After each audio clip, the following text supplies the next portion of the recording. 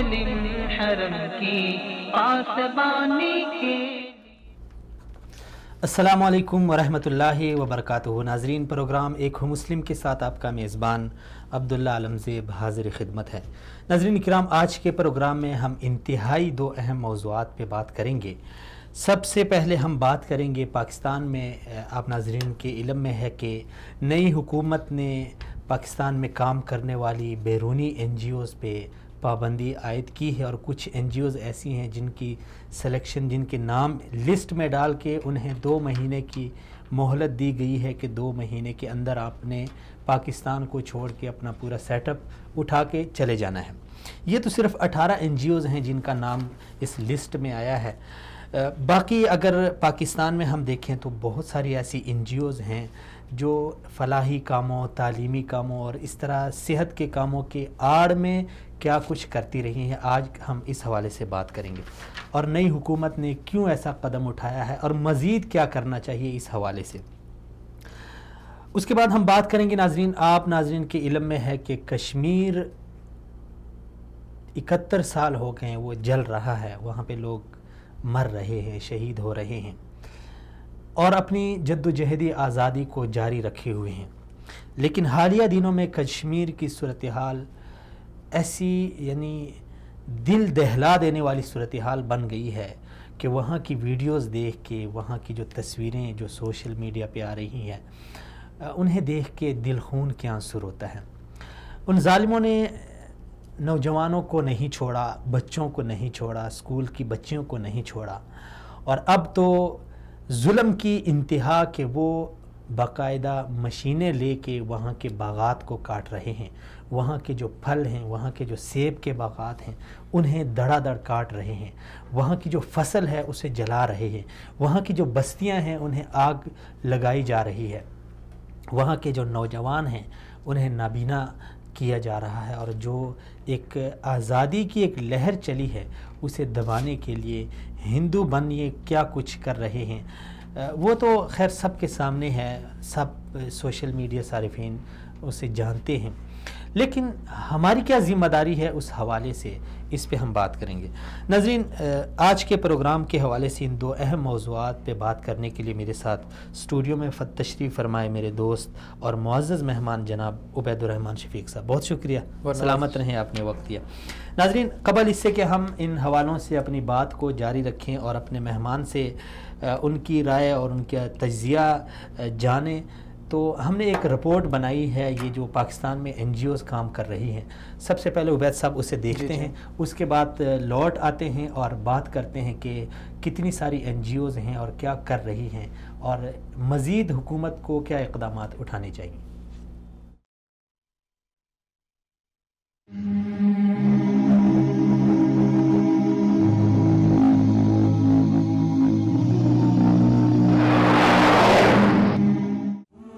پاکستان کے آئین کے مطابق یہ ریاست کی ذمہ داری ہے کہ وہ عوام کو صحت اور روزگار کے مواقع فراہم کرے، لیکن کبھی خانہ جنگی یا محدود وسائل کے باعث جب یہ ممکن نہ ہو تو این جی اوز ایسے منصوبوں میں مالی مدد فراہم کرتی ہیں جسے حکومت وقت اپنی پالیسی کو مد نظر رکھتے ہوئے انہیں محدود اجازت فراہم کرتی ہے۔ ان بین الاقوامی این جی اوز پر قدغن لگانے سے پہلے یہ جان لینا ضروری ہے کہ این جی اوز اداروں کا تصور بذات خود برا نہیں، بشرطے کہ ان کے اہداف پر گہری نظر سے غور کیا جائے۔ دنیا کی بڑھتی ہوئی آبادی، خانہ جنگی اور لوگوں کو ان کے جائز حقوق نہ ملنے کے باعث صحت، تعلیم، غربت اور سماجی شعور سے متعلق مسائل گمبھیر شکل اختیار کر چکے ہیں۔ اس بنا پر حکومتوں کے لیے یہ ممکن نہیں رہا کہ وہ سرکاری سطح پر تنہا یہ مسائل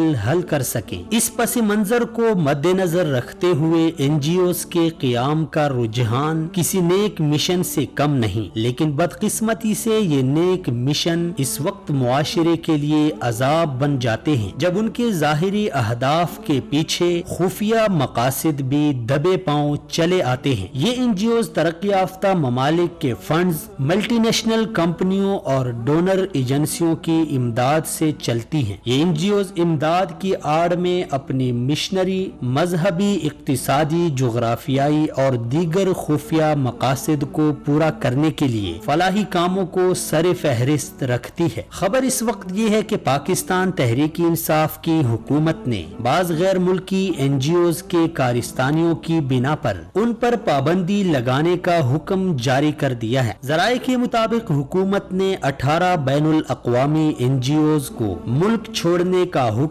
دے دیا ہے۔ وزارت داخلہ نے 18 این جی اوز کو 2 ماہ کے اندر ملک چھوڑنے کا حکم دیا ہے، جبکہ 72 بین الاقوامی این جی اوز پر پابندی برقرار رکھنے کا فیصلہ بھی کیا ہے۔ ملک بدری کا شکار ہونے والی 18 تنظیموں میں سے 9 کا تعلق امریکہ، 3 کا برطانیہ اور 2 کا ہالینڈ سے ہے، جبکہ آئرلینڈ، ڈنمارک، اٹلی اور سوئٹزرلینڈ کی ایک تنظیم بھی شامل ہے۔ حکومت نے 141 این جی اوز کو پاکستان میں کام جاری رکھنے کی اجازت دی ہے، جن میں 66 غیر ملکی این جی اوز بھی شامل ہیں، جبکہ 72 این جی اوز کے کاغذات کو نامکمل قرار دے کر انہیں کاغذات مکمل کرنے کے لیے مہلت دی گئی ہے۔ 68 انٹرنیشنل این جی اوز نے پاکستان کے قواعد و ضوابط کے تحت کام کرنے کا اعادہ کیا ہے۔ واضح رہے کہ سال 2017 کے ابتدا سے ہی مسلم لیگ کی حکومت نے صوبے میں این جی اوز کے خلاف بڑی سطح پر کارروائی کا آغاز کیا تھا، جن میں 27 این جی اوز کی رجسٹریشن منسوخی کا فیصلہ کیا گیا تھا۔ ملک بدر کی جانے والی این جی اوز کے بارے میں انکشاف ہوا ہے کہ یہ فلاح و بہبود کے نام پر ملک دشمن کارروائیاں کرتی پائی گئی ہیں۔ یہ این جی اوز ملک کی سلامتی کے خلاف کارروائیوں، فاٹا میں سیکیورٹی فورسز کی نقل و حرکت اور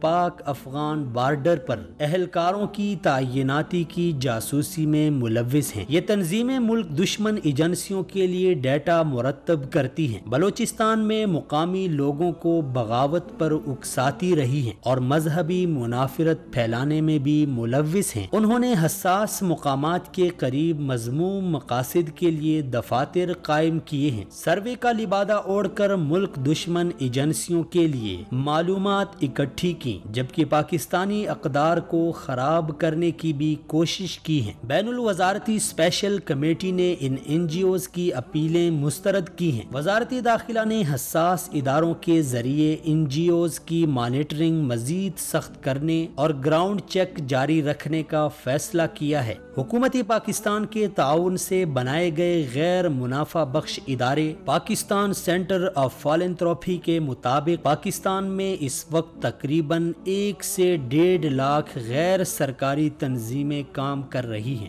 جن میں سے 56,219 رجسٹرڈ این جی اوز ادارے ہیں۔ یہ دنیا میں سب سے بڑی تعداد ہے۔ ان کے ظاہری فنڈز 12 ارب 40 کروڑ روپے ہیں، جبکہ وہ باطنی فنڈز جو ابھی تک حکومتی اداروں کے نوٹس میں نہیں آئے، ان کی مالیت ظاہری فنڈز سے کئی گنا زیادہ ہے۔ ان این جی اوز کے اخراجات 13 ارب روپے سالانہ ہیں۔ ان این جی اوز کے باقاعدہ ملازمین کی تعداد 3 لاکھ اور رضاکار 2 لاکھ ہیں۔ یہ ادارے اپنے محاصل کا چند فیصد نجی شعبے، عطیات اور فیسوں کی صورت میں حاصل کرتے ہیں، باقی بیرونی ملک ایجنسیاں فراہم کرتی ہیں۔ ان کے کل ارکان کی تعداد 60 لاکھ ہے۔ یہ تعداد پاکستان آرمی سے 10 گنا اور پولیس سے 20 گنا زیادہ ہے۔ ان تنظیموں میں سے 33,168 پنجاب، 16,891 سندھ، 35,367 بلوچستان اور 3,033 خیبر پختونخوا میں رجسٹر ہیں۔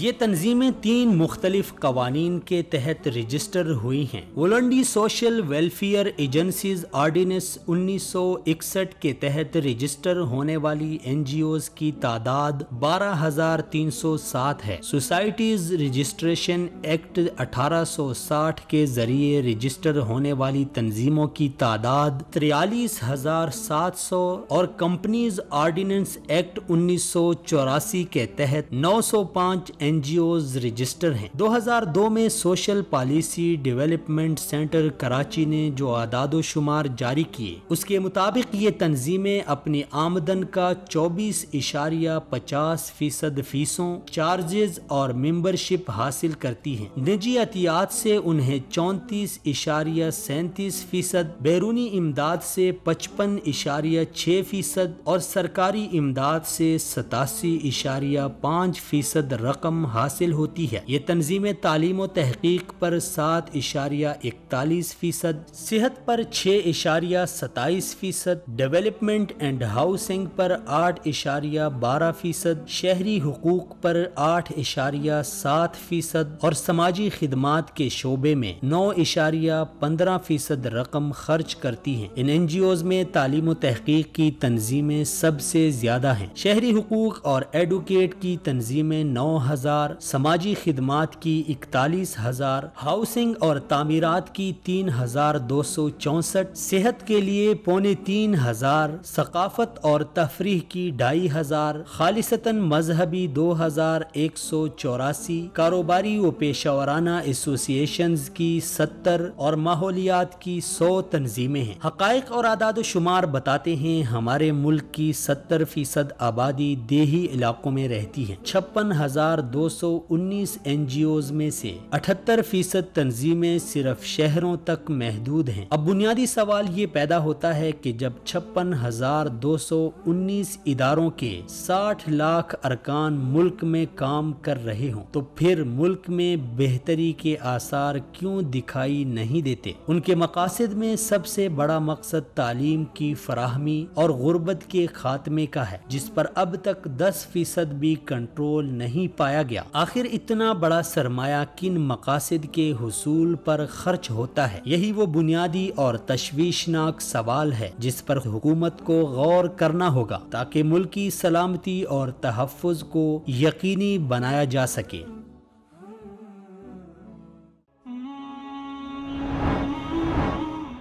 ویلکم بیک ناظرین، ایک بار پھر آپ ناظرین کو خوش آمدید۔ ناظرین، ہم بات کر رہے ہیں این جی اوز کی آڑ میں غیر ملکی ایجنسیاں پاکستان میں کیا گل کھلاتی رہیں، اور اسی طرح کشمیر کی جو صورتحال ہے اس پہ ہم آپ ناظرین کو ایک ہم مسلم کے تحت ایک پیغام دیں گے کہ کشمیر کے حوالے سے ہمیں کیا کرنا چاہیے۔ عبید صاحب بہت شکریہ۔ سب سے پہلے ہم بات کرتے ہیں این جی اوز کی آڑ میں۔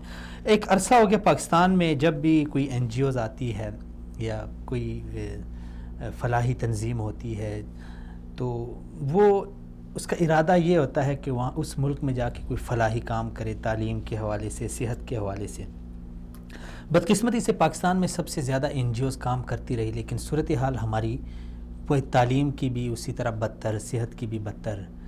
تو آپ کیا سمجھتے ہیں پاکستان میں یہ این جی اوز کا ایجنڈا، ان کا مقصد، ان کا ہدف کیا تھا جو اس قدر کثیر تعداد میں آ کے پاکستان میں انہوں نے ڈیرے ڈالے؟ بسم اللہ الرحمن الرحیم۔ بہت شکریہ جناب عبداللہ عالمگیر صاحب، آپ نے اپنے پروگرام میں مدعو کیا اور گفت و شنید کرنے کا موقع عنایت فرمایا۔ دیکھیے، N G Os non profit organisations کا ہونا بہت اچھی بات ہے۔ آپ لوگوں کے مفاد کے اندر کام کرنا چاہتے ہیں، لوگوں کی فلاح و بہبود کے لیے کام کرنا چاہتے ہیں، بہت اچھی بات ہے اور ایسے اقدامات کو سراہنا چاہیے اپنی اصل کے اندر۔ لیکن مسئلہ یہ ہے کہ کسی بھی ملک کے اندر بہت زیادہ این جی اوز کا ہونا اس ملک کی پسماندگی کی علامت ہوتا ہے۔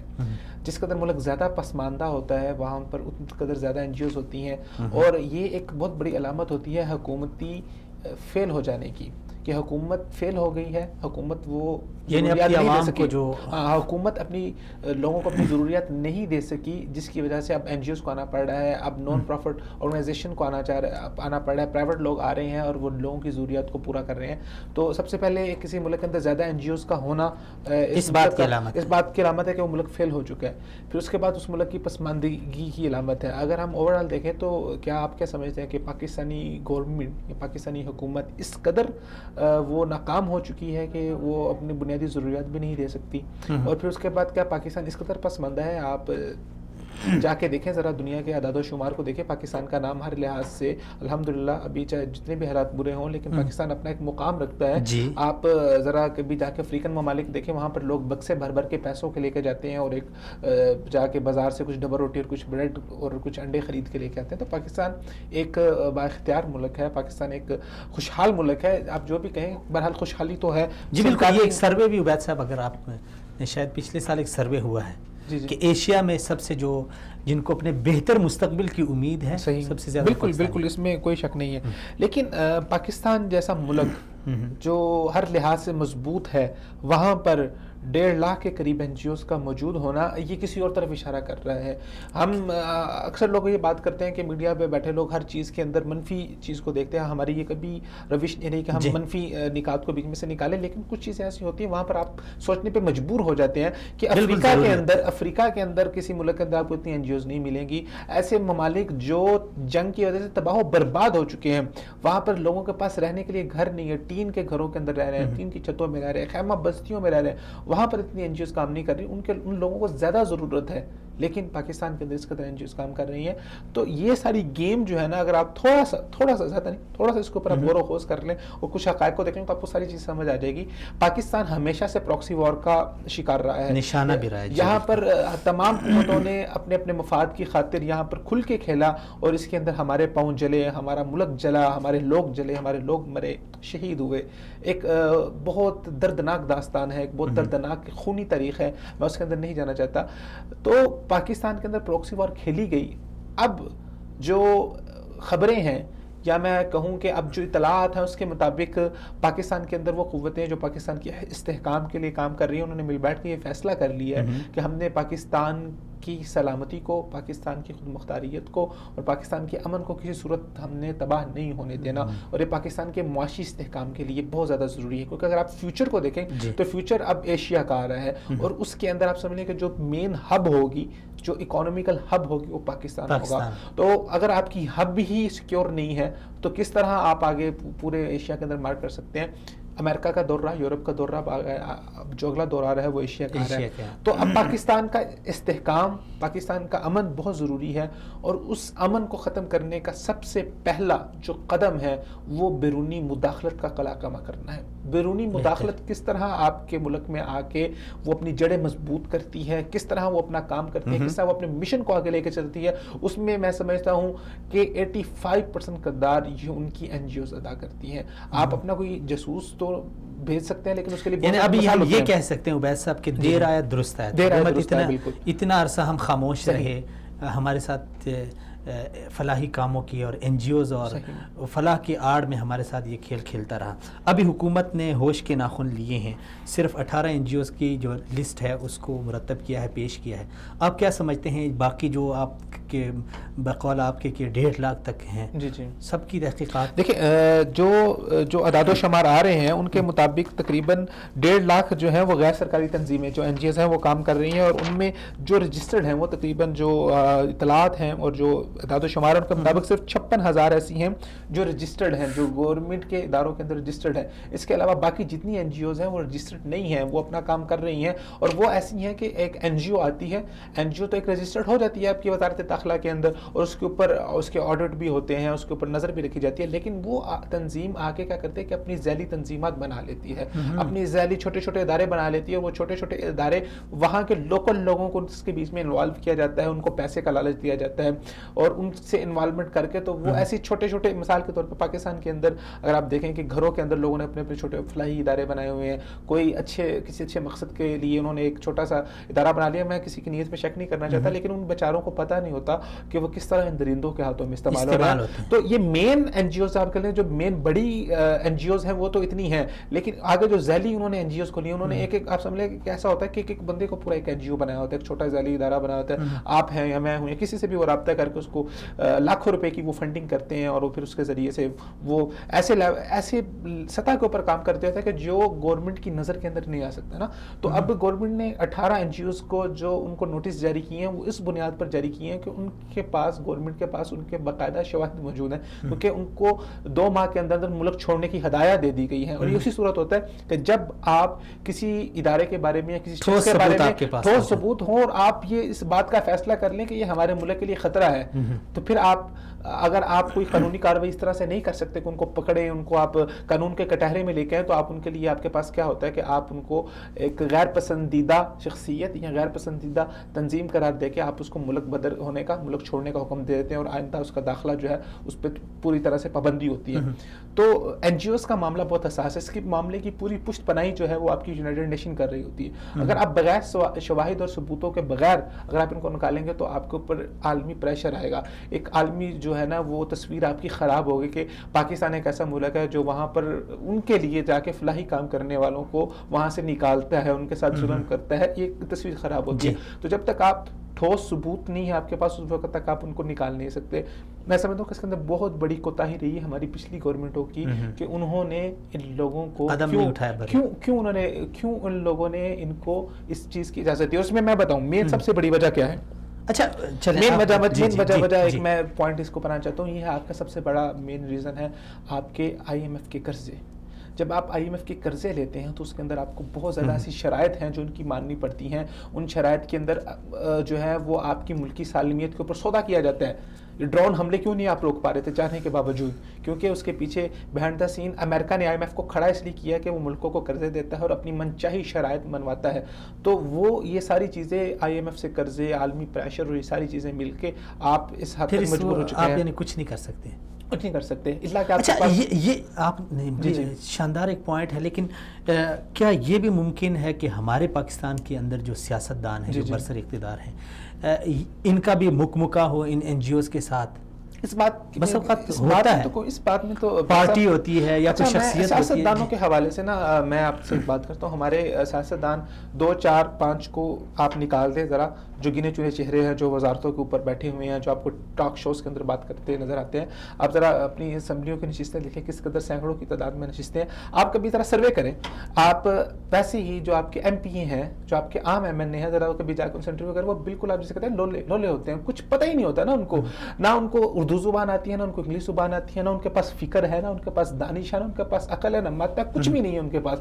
وہ بالکل ہی نا آپ سمجھ لیں کہ سادہ لوگ ہوتے ہیں. وہ جو ہمارا نظام ہے، آپ ذرا پیچھے چلے جائیں، آپ جو پرانے دیہاتی علاقے وہاں پہ چلے جائیں، آپ سندھ والی سائڈ پہ پیچھے چلے جائیں، وہی وہ وڈیرانہ نظام، وہی پنچایتی نظام، وہ جی یہ نسل در نسل چودھری چلتا آ رہا ہے تو اس کو ووٹ دیا جا رہا ہے. تو وہ بالکل ہی عقل سے پیدل ہوتے ہیں اور یہ حقیقت ہے، اس کے اندر کوئی شک نہیں ہے. تو ان لوگوں کو پھانسنا ان لوگوں کے لیے بہت زیادہ آسان ہوتا ہے. ان کو ظاہری بات ہے، آپ پاکستان کے اندر جب آپ الیکشن کے اندر آتے ہیں تو آپ ایک خطیر رقم خرچ کر کے اپنی کمپین چلاتے ہیں، اور اس کے بعد واپس بھی کے بعد آپ نے اس کو پھر آپ حکومتی کمیشنز کے ذریعے، ٹھیکوں کے ذریعے، پھر اس طرح کے جو انڈر دا ٹیبل آپ کے پاس چیزیں آتی ہیں تو آپ اس کے ذریعے سے پورا کرتے ہیں. وہ بیچارے سادہ لوگ، ان کو پتہ نہیں ہوتا.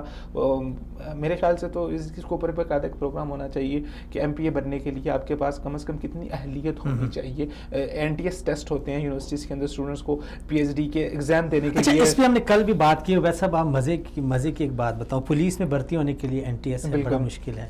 اسکول میں ایون کہ ابھی تو اتنا حالات ہو گئے کہ اگر آپ کلرک بھرتی ہونا چاہتے ہیں تو اس کے لیے آپ کو این ٹی ایس دینا ہوگا.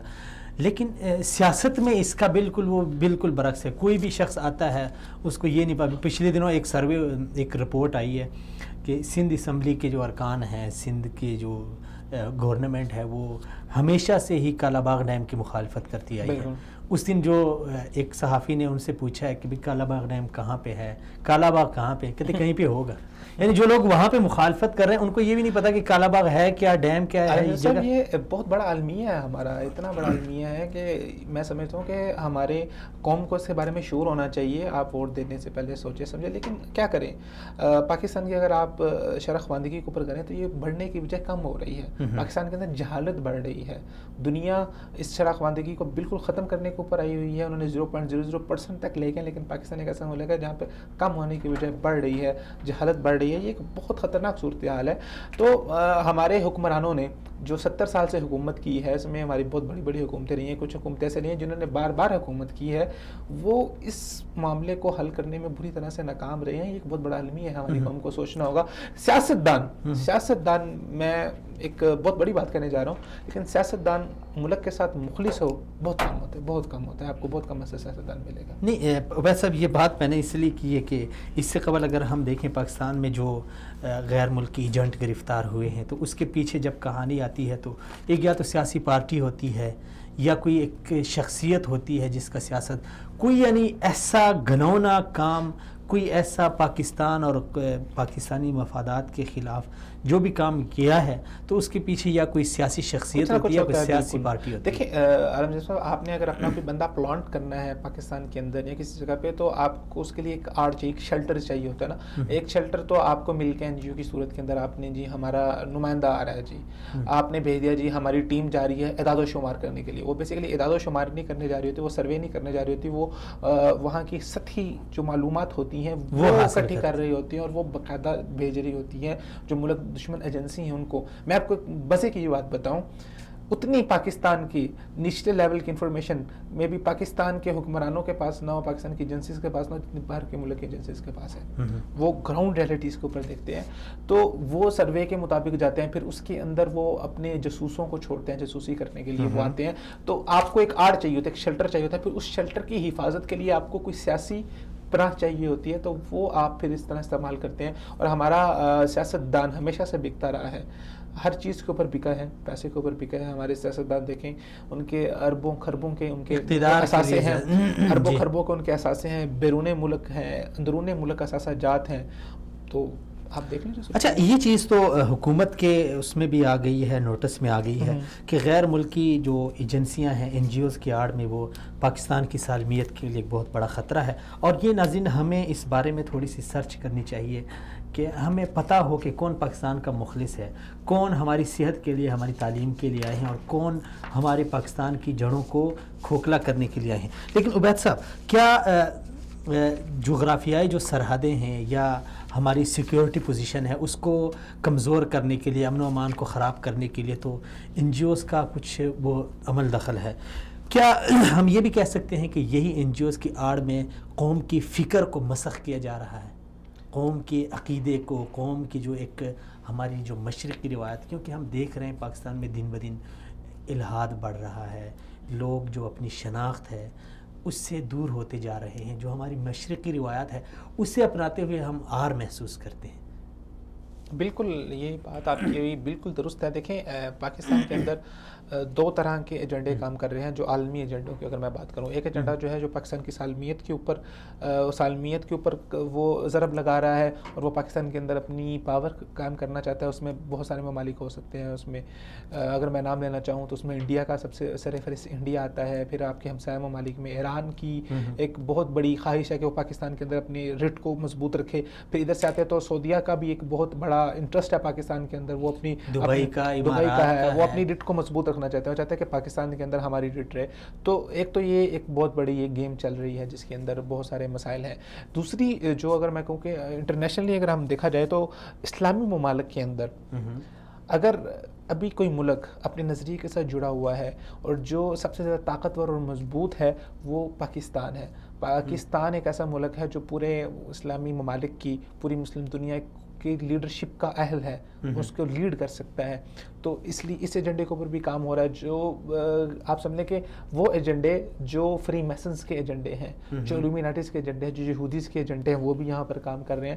اور اس کے بعد ایک بہت بڑی تنظیم ہے جو اس بات کے جو اسلام کے مخالفت کے اندر کام کر رہی ہے، وہ ایجنڈے بھی یہاں پر شامل ہیں. تو بہت ساری چیزیں جو اس کے اندر کار فرما ہے. اور اس کے اندر اگر میں بات کروں جو یہودیوں کا اور فری میسنز کا ایجنڈا ہے، اس ایجنڈے کے تحت جو جتنا کام آپ کے کلچر کے اوپر ہو رہا ہے، جتنا کام آپ کی تعلیم کے اوپر ہو رہا ہے، آپ تصور نہیں کر سکتے.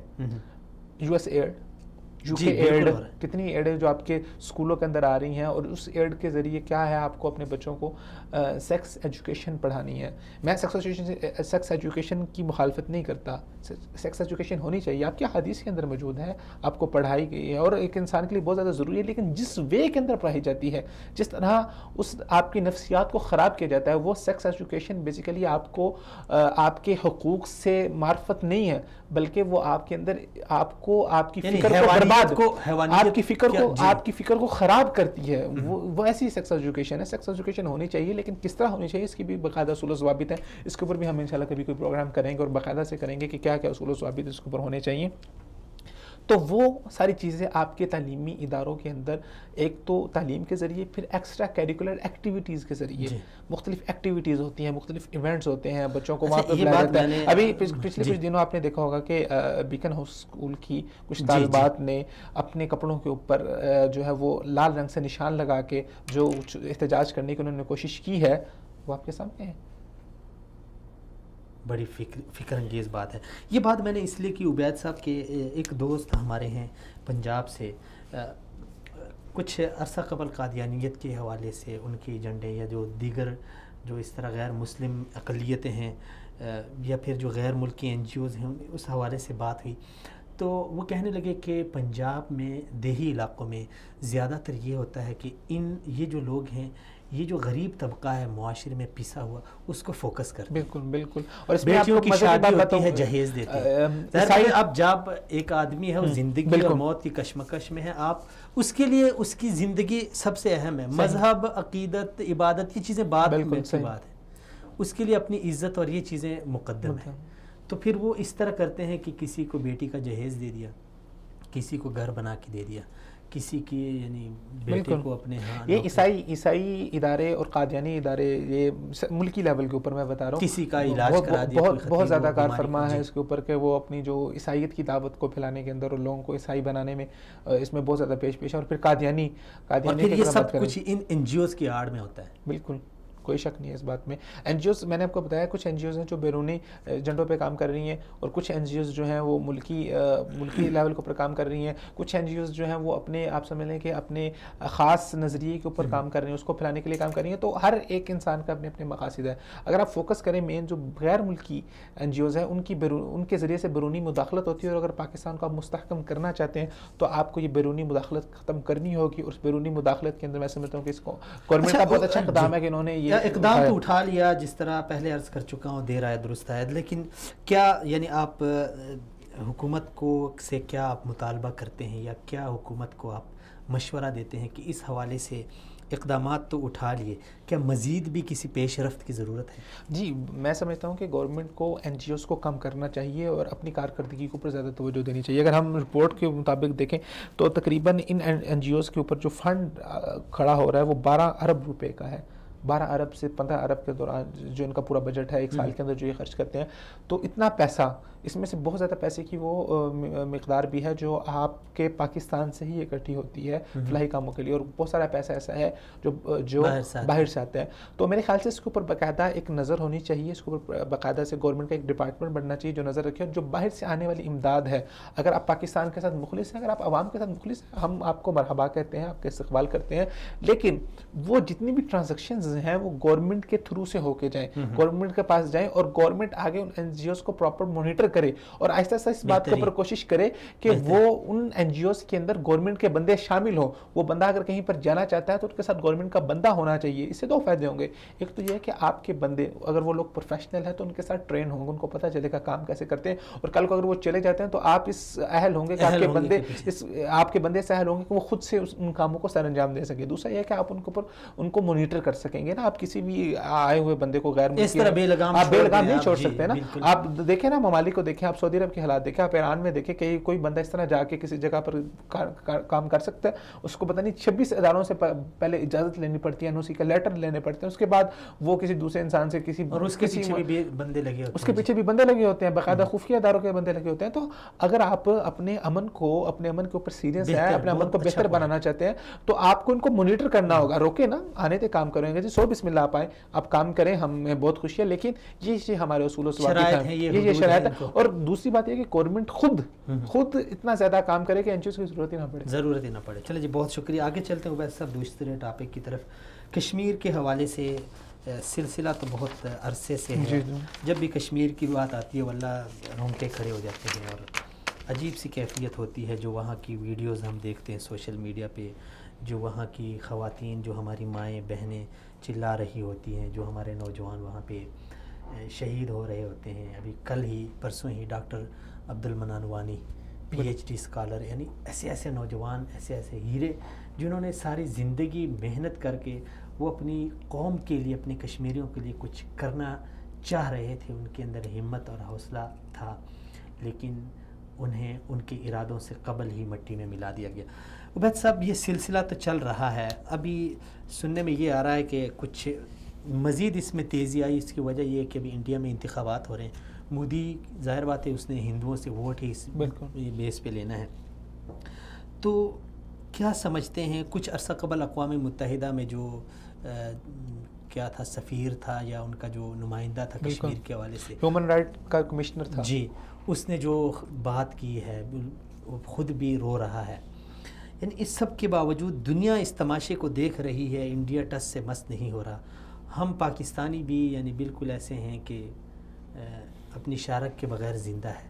تو یہ جو جدوجہدی آزادی ہے، ایسے ایسے ہیرے مٹی میں مل رہے ہیں، زندگی کی بازی ہار رہے ہیں، آنکھوں کی بینائی اپنی قربان کر رہے ہیں، پاؤں ان کے کٹ رہے ہیں، ہاتھ کٹ رہے ہیں، تو کیا رنگ لائے گی یہ جدوجہد؟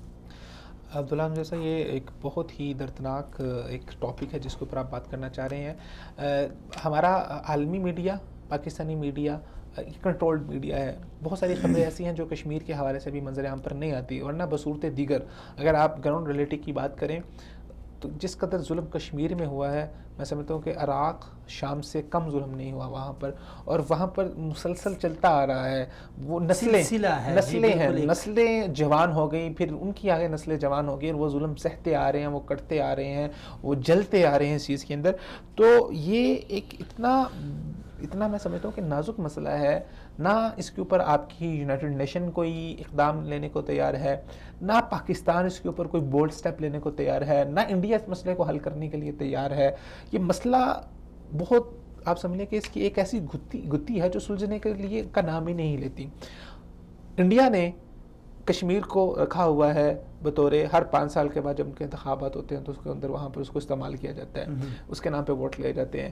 پھر کیا ہوتا ہے کہ انڈیا کے اندر جب کوئی ایسا معاملہ ہوتا ہے جس سے لوگوں کی نظریں ہٹانی ہوتی ہیں تو کشمیر کا ایشو اٹھا دیا جاتا ہے۔ تو یہ انڈیا کی ایک سیاست کا حصہ ہے۔ یہ کیسے انسان ہیں جو انسانوں کی جانوں کے اوپر سیاست کرتے ہیں، جو انسانوں کے خون کے اوپر سیاست کرتے ہیں۔ اور مزے کی بات اس کے اوپر یہ ہے کہ ہماری اقوام متحدہ جو اپنے آپ کو ہیومن رائٹس کا چیمپئن کہتی ہے، جو اپنے آپ کو انسانی حقوق کے تحفظ کا چیمپئن کہتی ہے، وہ بھی اس معاملے کے اوپر خاموش ہے۔ وہ کیوں نہیں اس معاملے کو سیریس لیتی؟ اور پاکستان کو چاہیے کہ بات کرے۔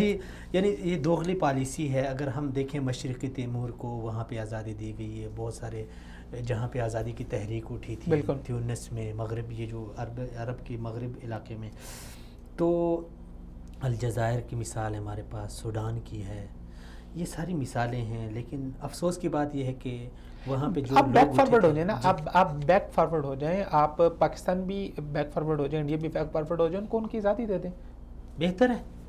جائے کہ آپ ایک مسئلہ جو 70 سالوں کے اندر حل نہیں ہو سکا وہ اگلے 170 سال میں حل نہیں ہو سکتا۔ یہ مسئلہ جنگ کے بغیر حل نہیں ہو سکتا، اس کے اوپر ایک حتمی جنگ ہوگی، اور جب تک یہ پورا علاقہ کسی ایک قبضے میں نہیں آ جاتا اس وقت تک یہ جو ہے مسئلہ حل نہیں ہو سکتا۔ اور جو آپ کے عالمی اصول ہیں اس کے مطابق آپ اس طرح نہیں کر سکتے، جنگ نہیں کر سکتے، کیونکہ وہاں کے لوگ جو ہیں، لوکل لوگ ہیں، وہ انڈیا کے ساتھ نہیں رہنا چاہتے۔ آپ ریفرینڈم کروائیں وہاں کے لوگوں کا، انڈیا یہ کروانے کو تیار نہیں ہے۔ آپ لوکل لوگوں کا ریفرینڈم کروا رہے، غیر جانبدارانہ ریفرینڈم کروائیں، آپ اوپن ریفرینڈم کروائیں، لوگوں کے سامنے کروائیں، میڈیا کے سامنے کروائیں، وہاں پر لوگوں سے رائے لینا، لوگوں سے رائے لے لیں، جس قدر زیادہ ہو۔ اگر وہ لوگ کہتے ہیں ہم انڈیا سے ملنا چاہتے ہیں تو ملا دیں ان کو انڈیا سے، اگر وہ پاکستان سے ملنا چاہتے ہیں پاکستان سے ملا دیں، اگر وہ اپنی آزاد ریاست بنانا چاہتے تو بنا دیں۔ مسئلے کا آسان سے حل ہے، اقوام متحدہ کو چاہیے وہ ریفرینڈم کرا لے۔ پاکستان متحدہ ایسا کر کیوں نہیں رہی ہے؟ اقوام متحدہ یہ کیا یعنی دوغلی پالیسی ہے؟ جہاں پہ مسلم ہوتا ہے وہاں پہ اقوام متحدہ بے بس ہو جاتا ہے، جہاں پہ کوئی اور یعنی عیسائی برادری ہو یا کوئی اور ہو، یہودی ہوں، ان کے لیے فلسطین میں سب کچھ انہوں نے جائز کیا قرار دیا ہے۔ فلسطین میں یہودی جو کچھ کر رہے ہیں، قبضے کر رہے ہیں دھڑا دھڑ، اس کے لیے اقوام متحدہ نہیں بول رہی۔ اقوام متحدہ کی اگر ہم بات کریں تو اقوام متحدہ، اور پھر افسوس کی بات یہ عبید صاحب شاید آپ کے علم میں ہو کہ ابھی چند دن قبل ہیومن رائٹس کی جو رکنیت ہے وہ بھی انڈیا کو دے دی گئی ہے۔ ایسا مطلب اس سے بڑا ظلم ہی کوئی نہیں ہے، اس سے بڑھ کے وہ انڈیا جو یعنی 70-80 سال سے وہ صرف کشمیر نہیں، وہاں پہ سکھوں کے ساتھ جو ہو رہا ہے باقی۔ اقوام متحدہ کی اگر بات کریں تو اقوام متحدہ کو عالمی حقوق کے تحفظ کے لیے نہیں بنایا گیا، عالمی مسائل کو حل کرنے کے لیے نہیں بنایا گیا۔ اقوام متحدہ بیسیکلی آپ سمجھتے ہیں امریکہ اور یورپ نے اپنا پوری دنیا کے اوپر روب و دبدبہ بلڈ کرنے کے لیے انہوں نے اس کو کھڑا کیا تاکہ ایک جواز فراہم ہو جائے کہ جی یہ مسئلہ اقوام متحدہ میں جہاں پر پوری دنیا نے اس مسئلے کے اوپر یہ فیصلہ کیا اور اب ہمارے پاس یہ جواز ہو گیا. تو امریکہ نے اور یورپ نے اپنے غیر قانونی کاموں کو جواز فراہم کرنے کے لیے اقوام متحدہ کو کھڑا کیا ہے. اقوام متحدہ کا قطعاً یہ پرپز نہیں ہے کہ وہ دنیا کے معاملات کو سلجھائے تاکہ تمام کی تمام گورنمنٹیں تمام کی تمام قوتیں آپس میں مل کے اگر کوئی مسئلہ ہے تو اس کو بیٹھ کے حل کیا جا سکے مذاکرات کے اوپر. نہیں, یہ ان کا مختلف ہے. اس کے بعد اقوام متحدہ کشمیر کا مسئلہ حل کرنے میں سنجیدہ اس لیے بھی نہیں ہے تاکہ پاکستان کے اوپر پریشر بلڈ رہے, کیونکہ کشمیر کا بارڈر ایک ایسا بارڈر ہے کہ جب چاہے پاکستان کے اوپر اس بارڈر کے ذریعے سے پریشر بلڈ کیا جا سکتا ہے اور یہ پاکستان تناؤ کے اندر رہے. اگر پاکستان کے اندر تناؤ ختم ہو جائے گا تو پاکستان کے آدھے مسائل ویسے ختم ہو جائیں گے. امن ایک ایسی چیز ہے جو ایک انسان کی بنیادی ضرورت ہے. اگر آپ کے پاس امن نہیں ہے, آپ کا فکری امن نہیں ہے, آپ کے پاس سلامتی نہیں ہے, انر پیس نہیں ہے, تو آپ ترقی نہیں کر سکتے. تو اس تناؤ کو برقرار رکھنے کے لیے انہوں نے اس مسئلے کو چھوڑا ہوا ہے. اچھا عبید صاحب, اقوام متحدہ کی صورتحال ہو گئی, پاکستان کی ہو گئی, انڈیا کی ہو گئی ہے, وہ تو مشکل ہی ہے کہ اس حوالے سے کوئی پیش رفت کریں. میں ایک عام پاکستانی ہوں, ایک عام سوشل میڈیا پہ میں کام کر رہا ہوں, عام پاکستانی ہوں, ایک زندگی بسر کر رہا ہوں, کسی بھی ملک کا ہوں, میرا دل کشمیر کے ساتھ دھڑک رہا ہے. اگر میں کچھ کرنا چاہوں تو کیا کر سکتا ہوں؟ میں آواز بلند کرنے کے علاوہ اور کیا کر سکتا ہوں؟ یہاں تو اس کے اوپر کشمیر کاز کے اوپر کچھ لوگ اٹھیں, کچھ نوجوان اٹھیں اور ان کو قربانی دینی پڑے گی, اپنی ذات کی بھی قربانی دینی پڑے گی, اپنے ہر چیز کی قربانی دینی پڑے گی. اس کاز کے اوپر متحد کریں پورے پاکستان کو. آج کل تو ہیش ٹیگ کا زمانہ ہے, سوشل میڈیا کے ذریعے بہت انقلابات آئے ہیں, تو عوام کو جمع کیا جائے. اور یہ ایک بہت بھیانک بات ہے, میں نے اس بات کا خود اندازہ کیا کہ اگر آپ سوشل میڈیا کے اوپر کوئی کشمیر ہیش ٹیگ چلاتے ہیں, کشمیر کے اوپر ہیش ٹیگ چلاتے ہیں, فلسطین کے اوپر کوئی ہیش ٹیگ چلاتے ہیں یا بات کرتے ہیں, تو آپ کے اکاؤنٹ کو ڈی ایکٹیویٹ کر دیا جاتا ہے. بالکل ایسے آپ کا اکاؤنٹ بالکل ڈاؤن ہو جاتا ہے. آپ کا وہ پیج آپ دیکھیں کہ جو بہت زیادہ فعال ہوتا ہے اس کو باقاعدہ سلو کر دیا جاتا ہے, آپ کی پوسٹ اوپر آتی ہی نہیں ہے. میرے ساتھ خود کئی دفعہ سے ہوا اور میں بہت ایک دم سے حیران ہو گیا کہ یہ معاملہ کیا چل رہا ہے, کہ پہلے چیز کو چل رہی تھی. اور فلسطین انہوں نے وہ کی ورڈز ہیں, جیسے وہ کی ورڈز ان کے پاس ڈیٹیکٹ ہو جاتا ہے وہ آپ کے پیج کو ڈاؤن کر دیتے ہیں.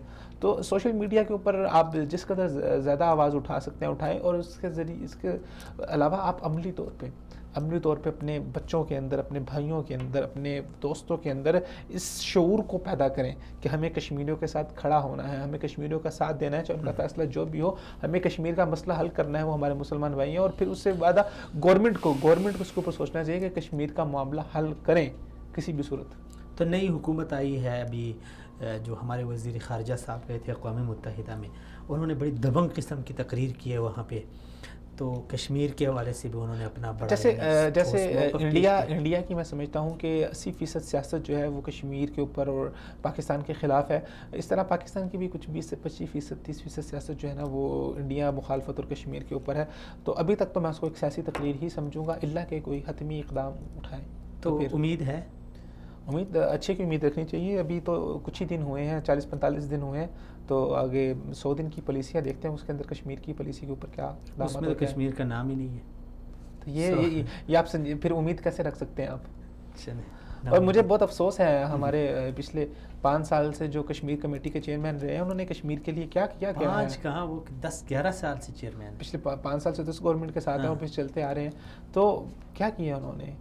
میرے خیال سے انہوں نے آج تک کوئی ایک تقریر بھی نہیں کی ہوگی کشمیری کشمیر. یعنی مطلب یہ ہے کہ ہم بھی اتنے سنجیدہ نہیں ہیں. ہم سنجیدہ نہیں ہے نا, وہ ہم سنجیدہ ہوتے کچھ ہم خود یہ سمجھتے ہیں. آج وہ خون دیکھ کے ہم عادی ہو چکے ہیں. مجھے ایک دوست ہیں, وہ بتایا کرتے ہیں افغانستان میں ہوتے تھے, تو وہ کہتے ہیں کہ ایک وقت تھا کہ جب افغانستان کے اوپر امریکن F-16 آتے تھے, بمباری کرتے تھے, تو لوگ ڈر جایا کرتے تھے.